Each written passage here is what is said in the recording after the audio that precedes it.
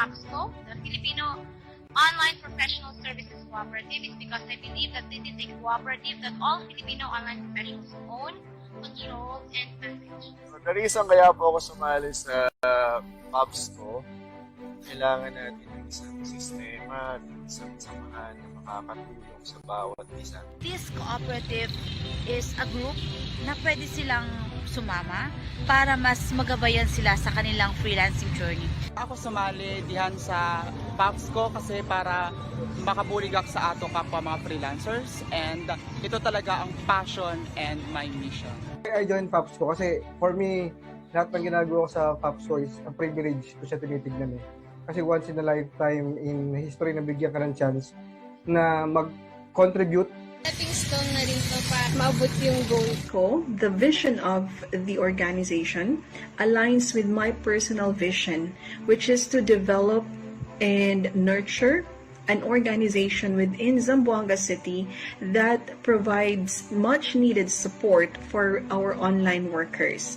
I joined FOPSco because the people I've met have the same values, vision, and mission as mine, and that is to provide assistance to those who would like to jumpstart their career as a freelancer. One of the reasons why I joined FOPSco is because, so as a freelancer, I think it's important for us to have access to training, whether free or paid.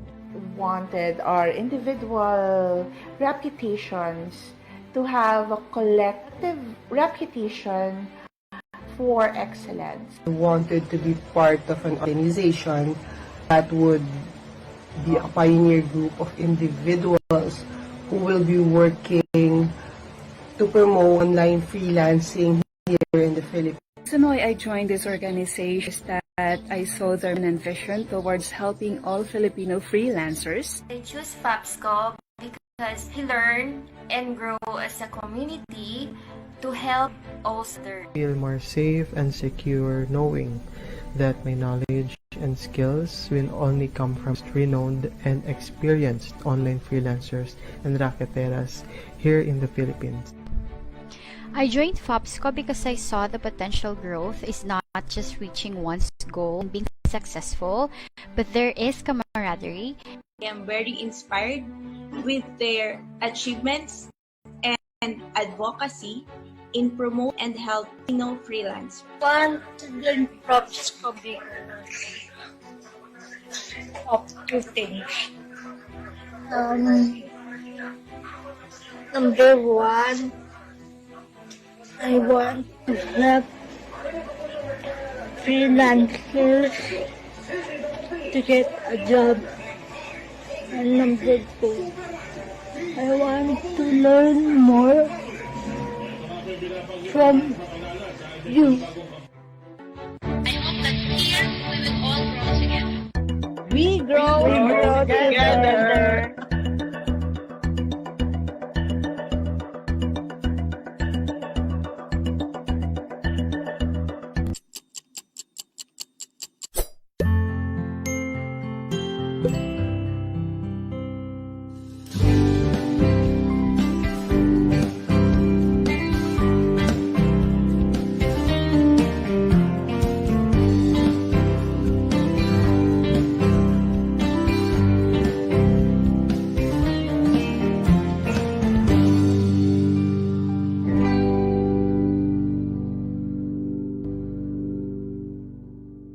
All right.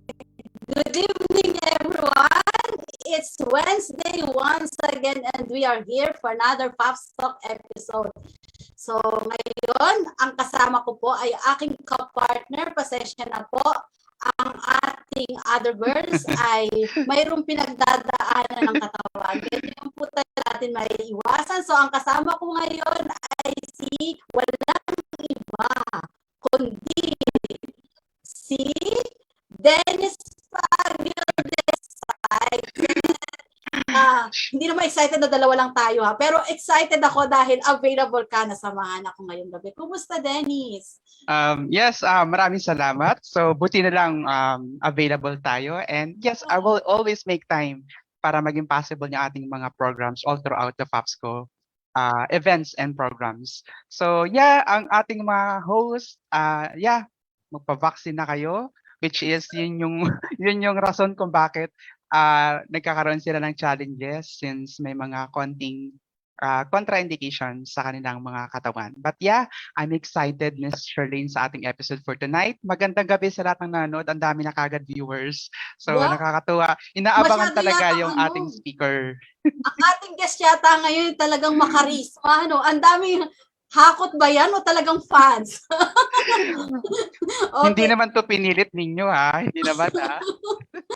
Okay, so magandang gabi sa inyong lahat and welcome to FOPSco, friends and online professionals. So this show is for you. FOPSco is brought to you by FOPSco, the national-based cooperative for and by Filipino online professionals.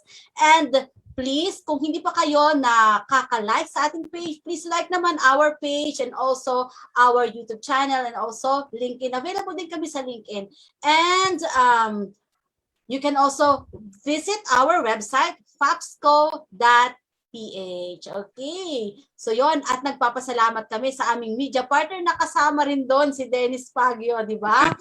Kasama siya sa media partner ng hinugot namin ngayon. And also, syempre, ang nasa likod ng ating media, si CJ. And Our of OBS. course, ang ating social media team na kung saan sila yung bahala sa ating social media pages at sila rin na nagpo-post naman kung ano dapat pinopost, di ba? So sila ang nagpapagana ng ating mga social media, isang sa page at isa naman dito sa likuran ng camera. Likuran ng camera, feeling natin mga ano na tayo, mga artistahin. And also, nagpapasalamat kami sa FOPSco members na palagi syempre sumusuporta sa amin at nanonood sa episodes and also the Filipino online professionals industry. So, bago maiba ang lahat, kailangan syempre natin i-invite lang natin yung ating mga audience na kung sakali mayroon kayong katanungan mamaya. Para sa ating guest, please naman, lagay nyo lang sa ating page, sa ating comment, i-comment nyo lang kung ano ang inyong mga katanungan at yan ay sasagutin ng ating guest para mas maging maganda yung ating episode, di ba? Para nanggagaling sa inyong katanungan, hindi lang sa aming dalawa. Okay, so ang dami ko na masabi. Kailangan ko na introduce yung ating guest ngayon. So, ang guest natin, syempre. Go ahead, Miss She. Go ahead. Oo. Siya ay nag-manage na ng nasa 20 Facebook business pages at meron na siyang 5 years experience in marketing and design. Siya ay isang dependable in generating high-quality content and stable in helping business owners reach 95% more audiences. 95% taas nun. And with a well-planned content strategy and trust in his skills and abilities, Nino can help develop effective online reputations, management, and increase brand awareness for your business page. So, ipapakilala ko na. Nasabi ko na rin palang pangalan. So, walang iba. Good evening, Nino James Haos. Kumusta ka? Hello. Good evening. Yes. Good evening and welcome. We're so everyone. happy na pinagbigyan mo ang aming invitation to have you here na maging guest namin. So, handa ka na ba, Nino? Yes po, yes po. Parang nananakot eh. Okay, Nino. So, di ba, nasabi mo sa yung profile na you are a social media manager for 5 years. So, yes po. Kung sa mga sinabi ko, can you please tell us more about yourself? Kasi we would like to know better kung sino ba si Nino. Hindi lang as a social media manager, kundi yung kung ano mga pinagkakabalahan natin sa buhay. Currently or before I became Bahala social ka. It's okay, Nino. Basta nandito lang kami. We are going to listen to your story. So actually, I started 2015 of November, and that was I was still working with a digital newspaper. And aside from covering events, writing articles, kasali na doon sa trabaho ko ang mag-manage ng page. And back then, I started to post articles, blogs on that digital newspaper page. And I was able to grow it organically to 5,000. So in my mind, if I was able to grow this business page, might as well offer this service to others, because in media, working in media, you have a lot of connections. You know, restaurants, you know, the stores that are opening. So why not offer this service to those people that we already know?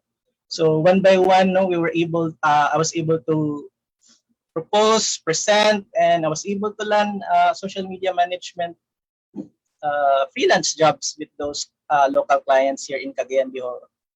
So that was the start of it. And yeah, the challenge then, because 2018, Facebook announced that they will now decrease the reach of organic efforts. So that's the time we need to study for ads. So yeah, I already ventured to studying ads. I've tried to venture in any updates because every year Facebook and all other platforms are updating. So I need to catch up. And that is when I was able to meet FOPSco. I am actually one of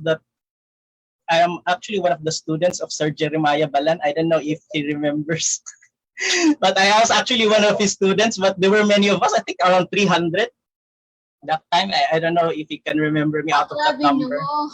Yeah, I think. Saan yun? Social media marketing din, but FOPSco, but marami kami doon eh. Parang hindi siya yung closed, parang open to all siya.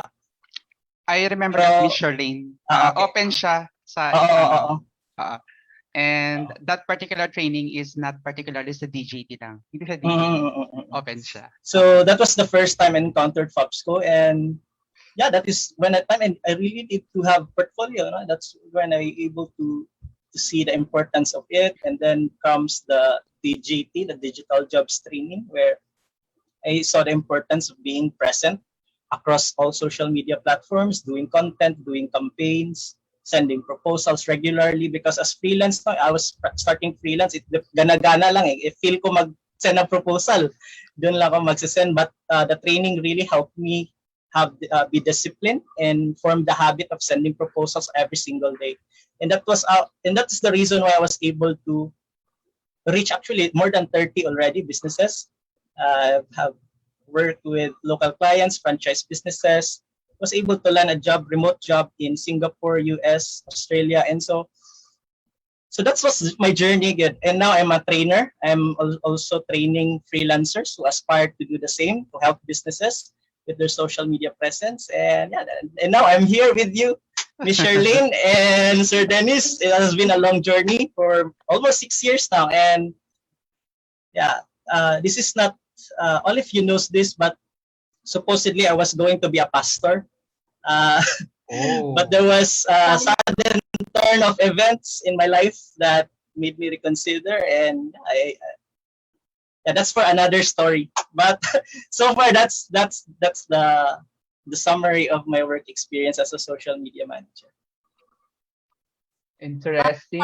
Simula, Dennis, baka pa pwedeng ano mo natin yung ating mga viewers. So we have Brian Manculob, Sini Cordero saying hi.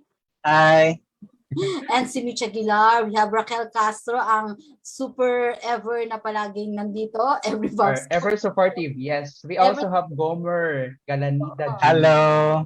Si Hannah Lozano. We have Gomer Galanida Jr. Gomer, ayan.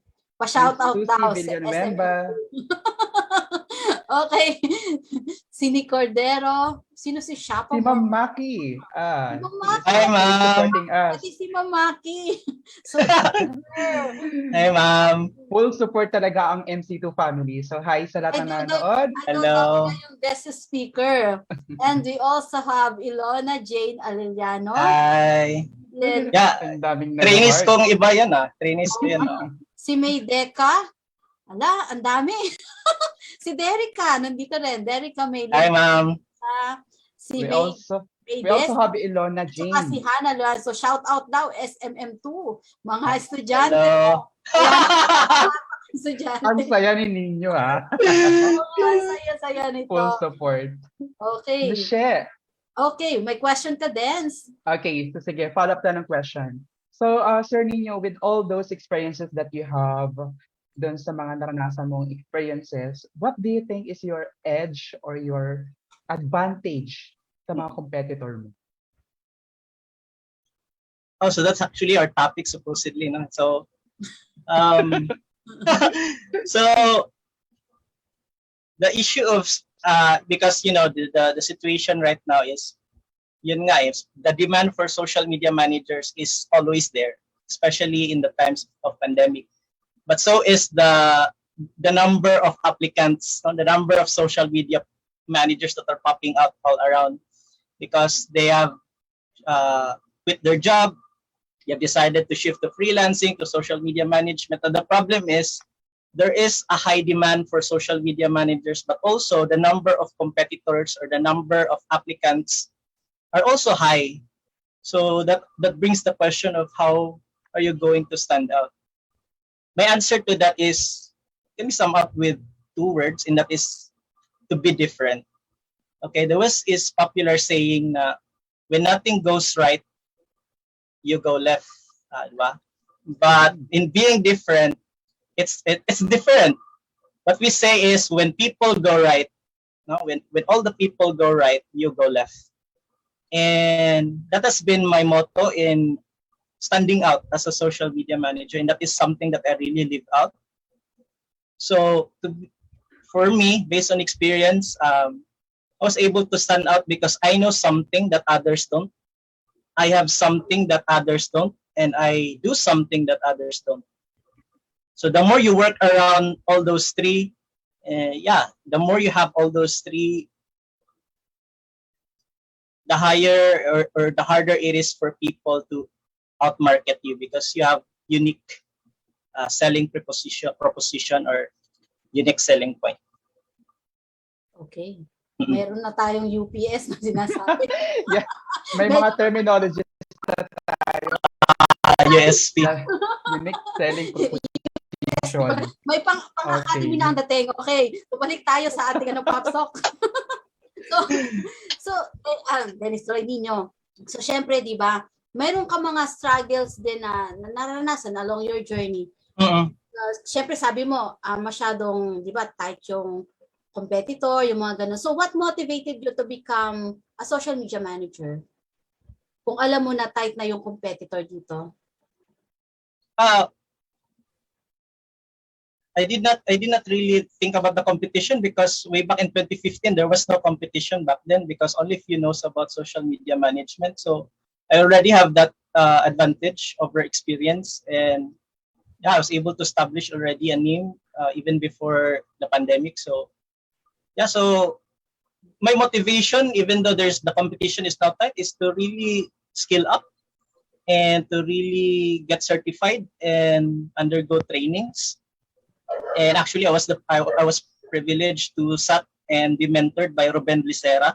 To those who don't know Ruben Licera, he recently was awarded as the Digital Marketer of the Year by the Asian Leadership Awards 2021. So it was an honor to learn from him. Sat under him. Sa FOPSco. Okay. FOPSco family yan. Sir Ruben, hi, magandang gabi. Hello. Yeah. So another way for me to really motivated me was my brother actually died last year, and he was the breadwinner. So I really had to double time. Although I already have local clients, I still have to catch up with meron siyang mga loan na hindi nabayaran. So, and it's my first time being a breadwinner, so I really need to earn extra. So that's what motivated me to do more in this career. Okay. So, di ba yung motivation mo. Siyempre may mga struggles ka na nararanasan din. So ano yung mga struggles mo along dun sa journey mo? So nung mag-start ka ng freelancing? Marami. Number one, I didn't have any computer back then po.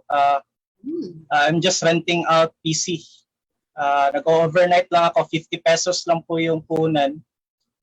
Overnight ko, gagawin ko lahat yung content calendars na need ng clients. So, my capital was 50 pesos, but I could have an ROI of around 20,000 or more. So, ganun talaga yun, diskarte lang. And then, I was still a student that time. And I know this is kind of personal, but what motivated me to earn while I'm studying is actually, I was in a previous relationship where the parents did not approve of me because I did not have any I could not guarantee future because I was in the pastoral path. So yun, napilitan ako mag-aral ulit tapos mag-freelancing para may income, may ma-date, no? May mabili na presents. So, no, actually, yun na talaga yung start eh. Parang, I need to prove na, worthy ako sa relationship. But eventually, we broke up but still, my direction of being a freelancer, helping businesses, is still here. Yeah. Alright. Sir Nino, siguro, maraming tataka dito. And they are curious. Just to make these things clear lang, single ba or with someone else? I'm already taken. Taken na daw po And siya. already planning to get married someday. Okay. So, sige. Because that is one of the motivation na ginawa ni Sir Nino. But then, the question would be, Sir Nino, ano yung pinaka-unforgettable na job experience mo? Since ang dami mong nasi-share ngayon. Pero ano yung pinaka-unforgettable with your job experience as a freelancer / online professional? Parang, let's start with the bad, siguro. Go ahead. Experience. Okay, so, I didn't have any trainings back then, or I was not oriented what to do. I was just learning as I go. So, when I was working with this local client, there was no contracts, no proposal, no acknowledgement receipt, none of that, no. So just so happened that we're so close already, and there was this time na there was back hindi pa COVID, so I was told to report to the business office to get my retainer fee. Okay, so I waited there for almost an hour. Okay, so our agreement was I have to wait for 2 p.m. It's almost 3 and I'm still waiting and there's no payment yet.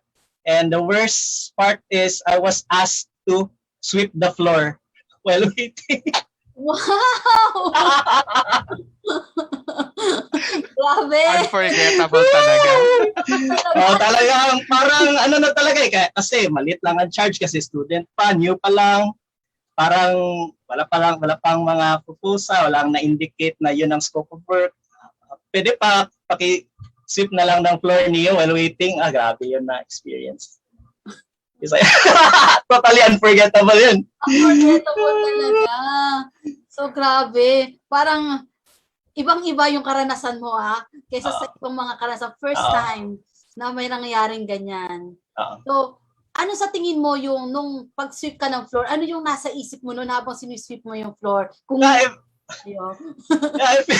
feel bad, of course, because you're an online professional, and this person, the person, parang parang I don't know, I don't want to put a label, but it just felt bad back then. But of course, I already forgave the person, and condolence because his business is now closed due to COVID. A joke. Okay. Disclaimer lang sa ating mga nanonood. And of course, doon sa my work na may kinalaman sa housekeeping. So of course, disclaimer lang po. We don't usually that. We are proud of it. Okay, but then go ahead, Sir Nino, since you said kung yun ang bad experience mo, ano naman yung unforgettable in a way na yung, I think, one of your biggest achievements na hindi mo makakalimutan as an online professional? Since na-share mo yung pinaka-bad experience, ano naman yung other side nun? Marami naman like for example, when I was handling this franchise business, and there's this competition between franchise businesses who will have the biggest sale or biggest enrollee. I'll just drop the name. Common, for example, it's an after-school program for kids. So we need to have a campaign where we need to enroll or encourage their children to enroll to the program. And Cagayan branch, the one that I've been managing, was the top on that, and the owner of the franchise was very happy, and so much credited it to me because of my efforts. But it's a teamwork. It's a teamwork. Another is my working experience in Atlanta, Georgia, where we are working with Black people It really allowed me to learn about their culture, learn how they do business. I've learned a lot in that as well. How they utilize Facebook Lives, streaming through StreamYard through different groups. So there's a lot. And also the team that I was working with are really friendly. And I miss them. I actually miss them because I need to resign because I am now a trainer and I couldn't juggle between the two. So yeah, and they understand and they support my decision in being a trainer. And actually, we're still friends, and they even gave me a merch. I was working with the creatives team, a graphic designer. We're still friends. Even my digital manager, we're still friends. Okay. So, good. Nung bang matanong ko lang, nung bang ikaw ay student pa? So, ganyan ka ba kasigasig o ano ba kung student ikaw ba'y masyadong sub sa pag-aaral o happy-go-lucky o ano ba nung student ka? Ano si Ninyo nung estudyante pa at si Ninyo ngayon? Ano yung kaibahan? Nice. I'm very hesitant kasi may mga classmate ako nanonood, pero I would say playing safe. Na-graduate na ngayon, of course. Siguro I would say I was very competitive. Although IT was not really my, programming, developing softwares was not really my, inclination. It was into designing and marketing. But I would say I'm still very competitive, especially with scoring. So I think that was my life before. And yeah, in times as social media manager, I could not think of a competitor close to me back then when I started. So compared to now, there are so many already social media managers popping out. Yeah. All right.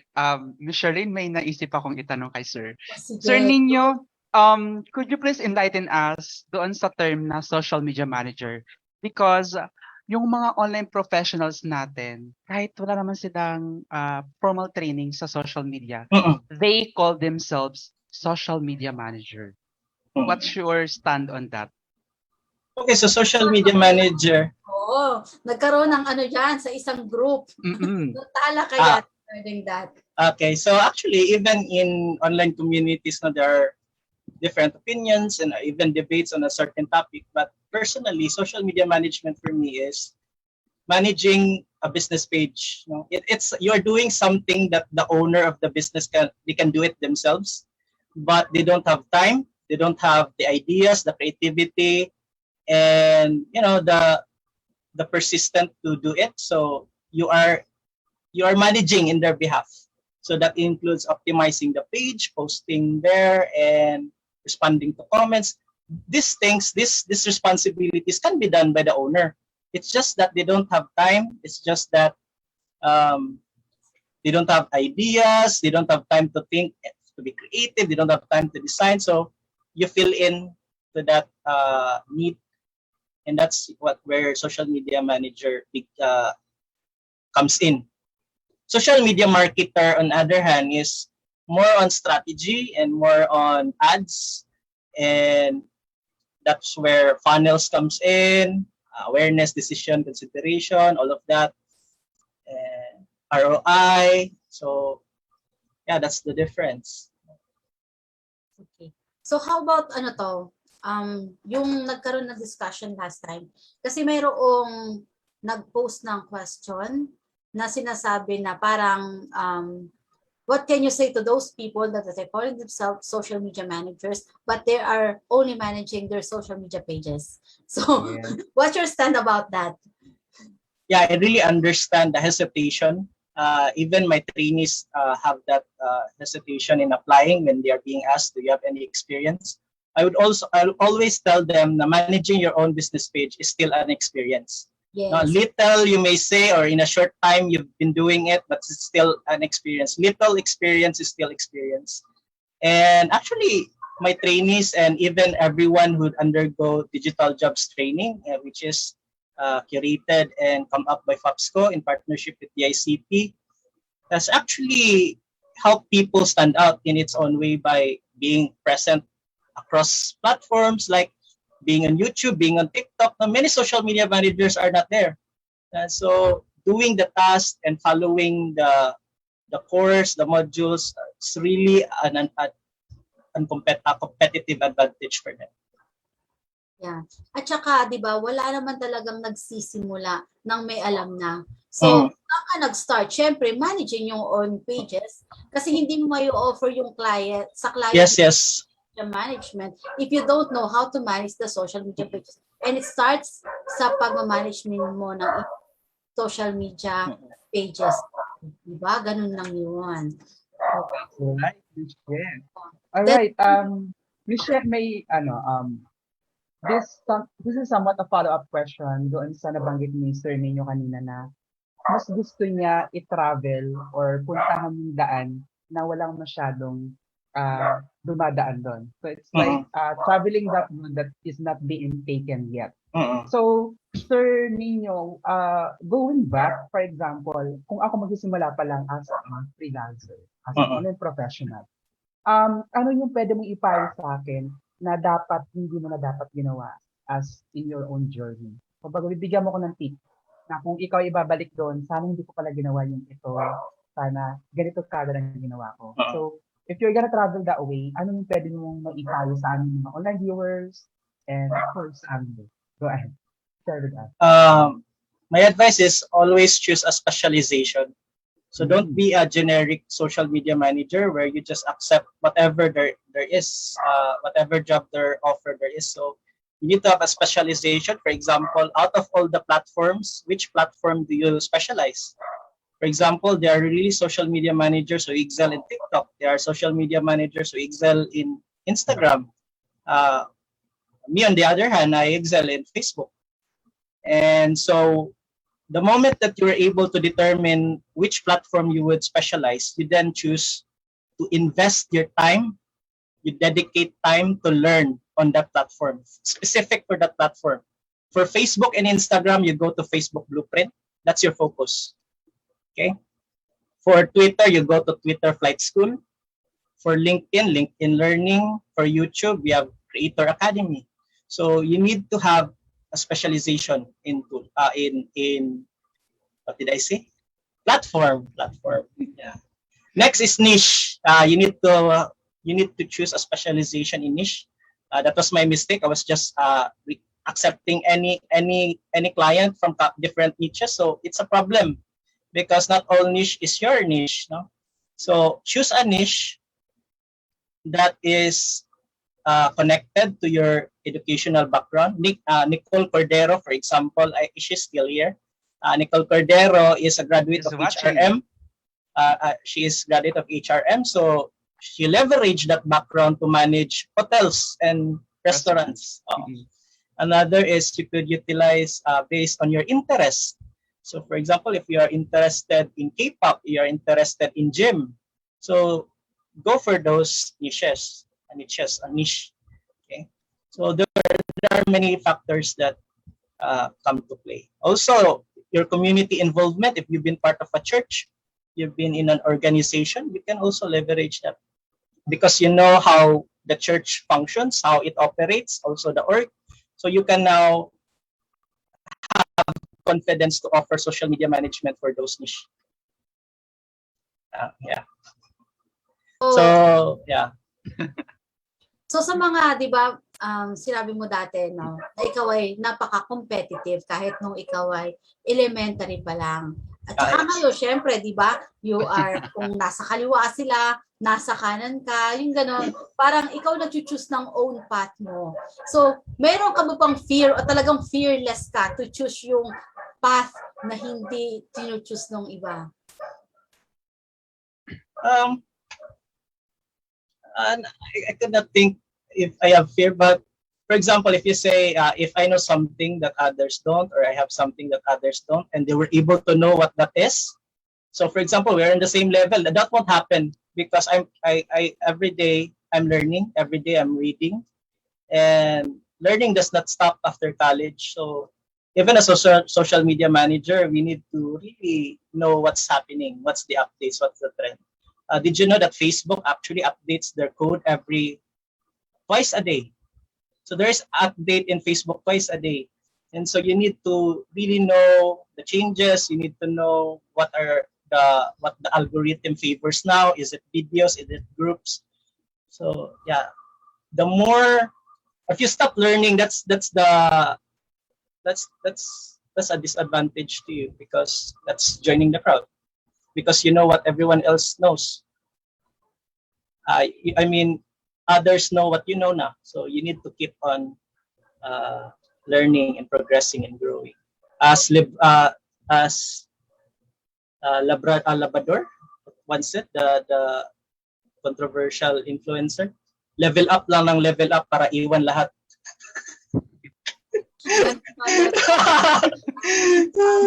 Lahat may quotable quotes tayo dito. Balik ulit tayo dito sa ating basahin ko lang kung sino-sino. Walang question. Pero Okay. ang dami nila, ang gulo nila. Support.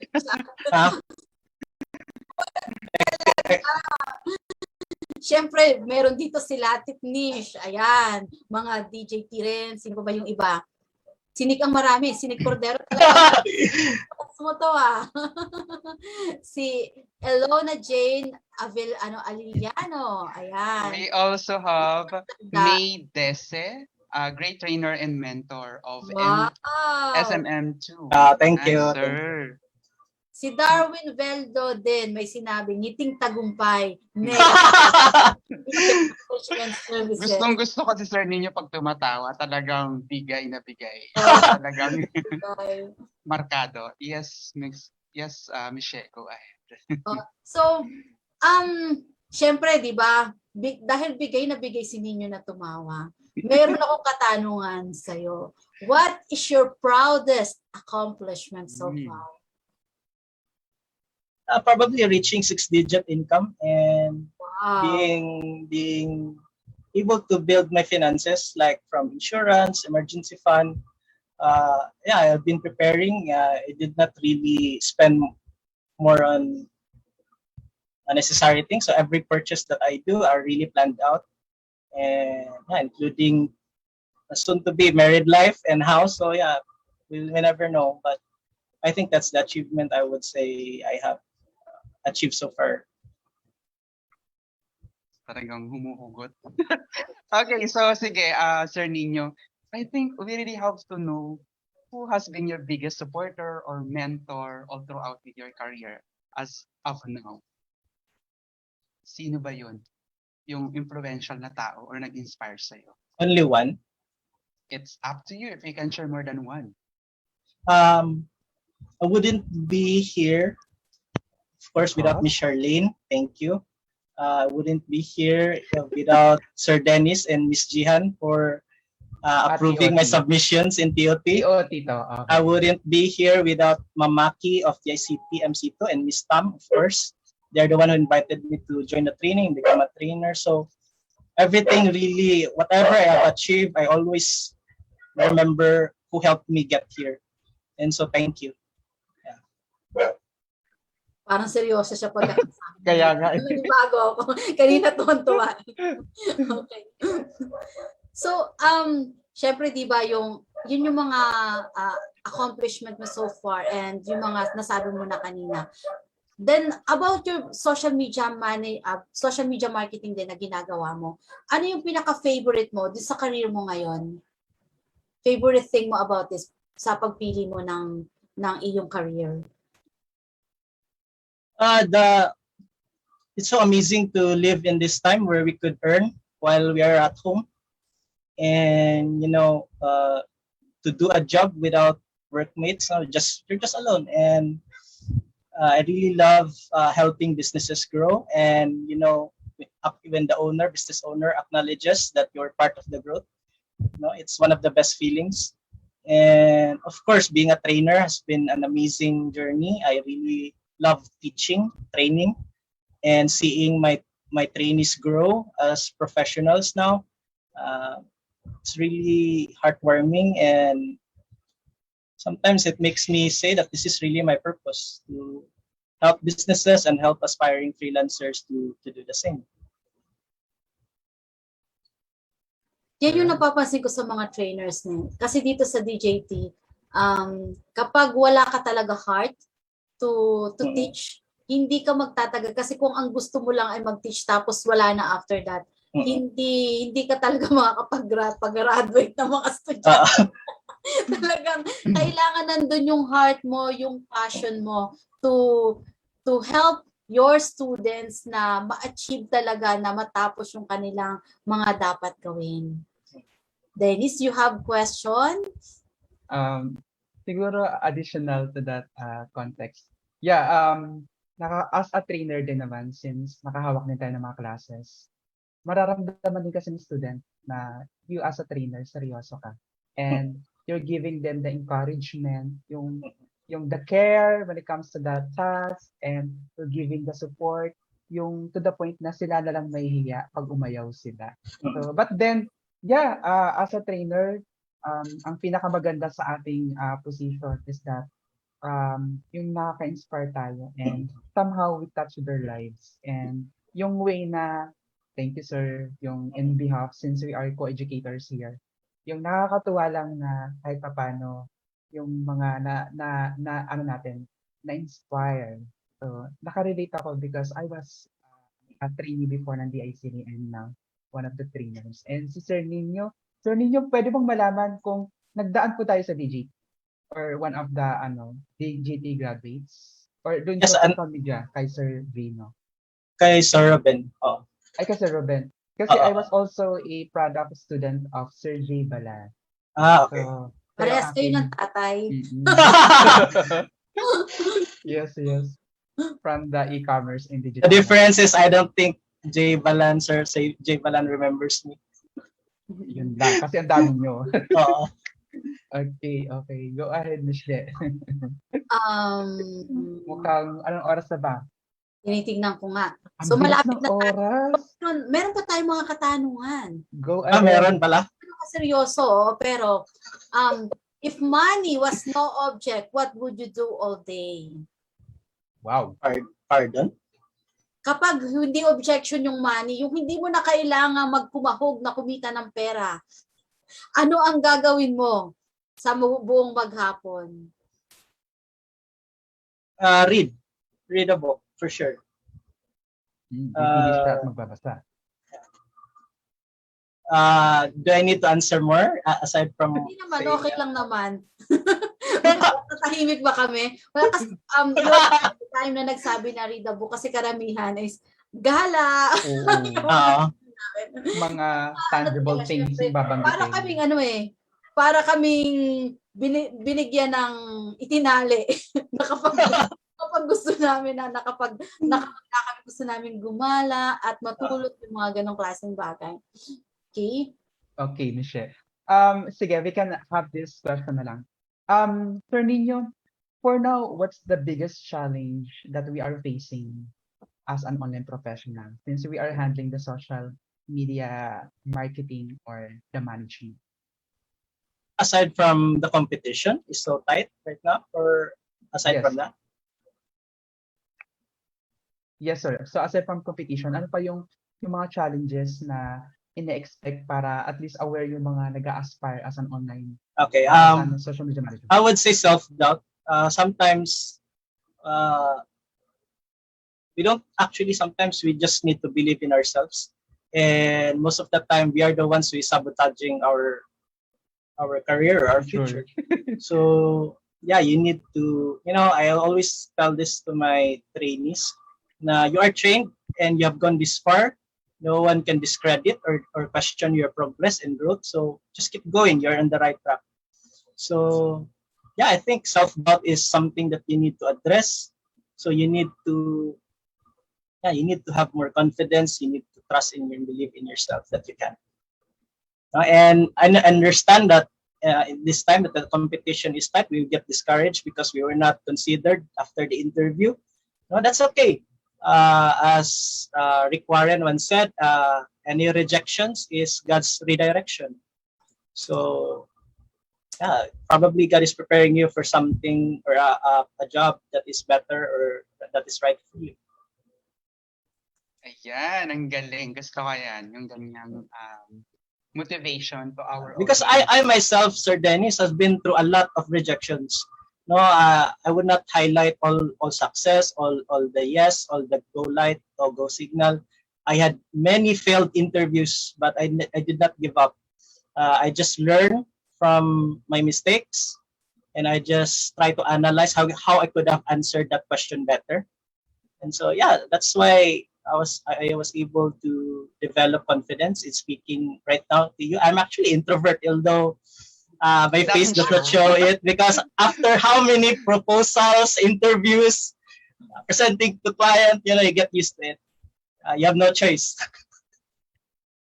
Yeah. All right. Ganun Thank you. naman Thank you talaga for eh. sharing. Diba? Ganun naman talaga. Lahat tayo, syempre, as an online professionals, lahat tayo talaga nakakaranas ng rejection. Yun lang yung hindi nakikita ng iba. Akala nila nandito tayo na parang, oy, nag-work ka na online. Hindi nila alam na bago tayo makakuha ng ating first client, nauna yung rejection, nauna yung self-doubt sa atin. Yeah. Okay, so malapit na tayo magtapos. Mag-start na tayo Ang bilis ng oras. Okay. So, ito na ang ating pinaka-aabangan. So, hindi mo na kailangang mag-isip, basta Sige. isa lang. Wine or beer? Wine. Dennis? Okay. So, diretso pa na to salitan. Sige pa na yung farm. Sige lang. Alright. So, number one online tool you cannot live without. Canva, of course. Canva. Morning or night person? Morning. All right. So, what's your regular home office attire? T-shirt. T-shirt lang, walang pababa. Casual, formal, ganun na lang. Okay. Where do you go when bored or tired? Coffee shop. All right. So, what would your pet say about if we are going to get a reference from your pet? May pet po ba kayo? Yes, Peewee and Stewie. My nice. 2 cats. Yeah. Cat person. Protective. Protective. Nice. Okay. Describe your life using film titles. Film titles? Mahilig ka ba sa movie? Ako, mahirap yan Wala akong maisip agad pass. Okay, sige Michelle. Siguro itong pangalawa masasagot niya do kasi he's a reader. If your life is a book, what's the title? Kaya niya to. The Road Less Traveled. Ayun, Wow, sabi na okay. What? Natanong na pala to? So, natanong na yung iba. Wait lang. Maghanap ako. Is your glass half full or half empty? Half full. Okay. So, Dennis? Would you travel using bicycle or car? I neither have experience. I just go with car, ideally.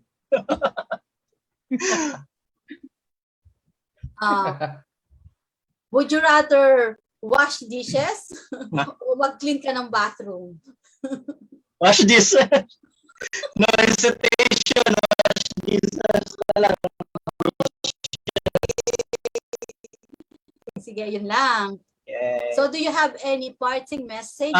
Yeah, I just would like to thank everyone who joined us tonight, and of course to FOPSco, and most especially to Ms. Charlene and Sir Dennis, and those actually who want to join, undergo training with us or me, having me as your trainer for SMM. We are already application is already open and interview is next week. I don't know how I'm going to tell you the link, but yeah, that's just the announcement. Okay. So, right. Thank you very much, Nino, na kami ay pinagbigyan mo. Masaya yung naging usapan natin. Yes. Sa nanggaling sa'yo. So, yun sa isa sa mga naano ko ngayong gabi na lahat talaga, di ba, as a social media manager, kahit anong niche or kahit anong freelancing na iyong ginagawa, kahit ano yung work mo. So, all of us, meron tayong mga pinagdadaanan. And yun yung kailangan natin na sa mga pinagdadaanan natin, kailangan natin, nandun kaagad yung motivation, wag tayong yung konting sway lang, pag hindi ka nagagad ng work, alis na, hihanap na agad ng ibang trabaho. Lahat nagkakaroon ng rejection. So, pag nagkaroon kayo ng ganun, lalo na bagong graduate pa lang, go lang tayo ng go, di ba? Lahat kasi nang nagdadaan dyan para kayo ay mas tumatag at mas makakakuha din kayo ng work. Basta magtiwala lang tayo sa ating mga sarili. Okay, Dennis. All right. Thank you, Miss She, and of course, in Nino. So yeah, takeaways from tonight's episode would be medyo na-struck ako dun sa idea na travel to a place or to a certain way na kung saan hindi pa natin napupuntahan. It's like, kasi ako agats ko rin kasi na always experience something new. Kumbaga, kung hindi mo to na-explore, then better go that way. And then at the same time, that's new experiences that will give us a new perspective and somewhat beyond our horizon na lagi nating ilulook forward in something na amazing na pakiramdam na kahit papano. That is something that we should look forward na it will give us the zest and the life with our what we travel or what's the reason behind this life na meron tayo. Kumbaga, Yes. ituloy-tuloy lang natin, i-explore natin yung mga hindi pa natin naranasan because it gives us meaningful or meaning with our life. So, nakakatuwa. Thank you, Sir Nino, for giving us that particular... Thank you. Thank you. Yes. Okay. So, again, thank you very much for watching us. And of course, hopefully, to our FB Live viewers, see you on our next episode. Same day, Wednesday at 7 p.m. And of course, please don't forget to like our social media channels, such as our Facebook. Just follow FOPSco.ph. Also, our YouTube channel, FOPSco.ph din po. Kung hindi pa nakapag-subscribe, subscribe na kayo. And you may also find us in our Instagram and LinkedIn. And then if you have some takeaways from tonight's show, huwag niyo kalimutan i-share niyo para mas marami pang makaalam at marami pang matuto sa ating mga experiences and success stories from our tonight's episode and sa mga upcoming episodes pa na i-guest natin. And of course, for FOPSco members, please don't forget, mag-like lang kayo or kung meron kayong mga inquiries with our membership, join na rin kayo sa FOPSco, especially if you are an online professional. And of course, ating FOPSco members, open yung ating co-working from 9 a.m. to 12. Just go to fopsco.ph/co-working. And of course, pasalamatan natin yung mga sponsors. Thank you, FOPSco Media, CJ, our OBS specialist. Sila yung ating napapowered up with our technical team. And of course, Payoneer for helping us this possible to make this show possible. And join us on our next episode. And of course, FOPSco family, ingat po tayo lagi. And reminding you here in behalf of the other host, hi Ms. Jehan and Ms. Roche, remembering you and reminding you that here in FOPSco, Ms. Shirlane, we grow together. Bye. Thank you for watching. Bye-bye. Thank you for Bye. watching. Bye-bye.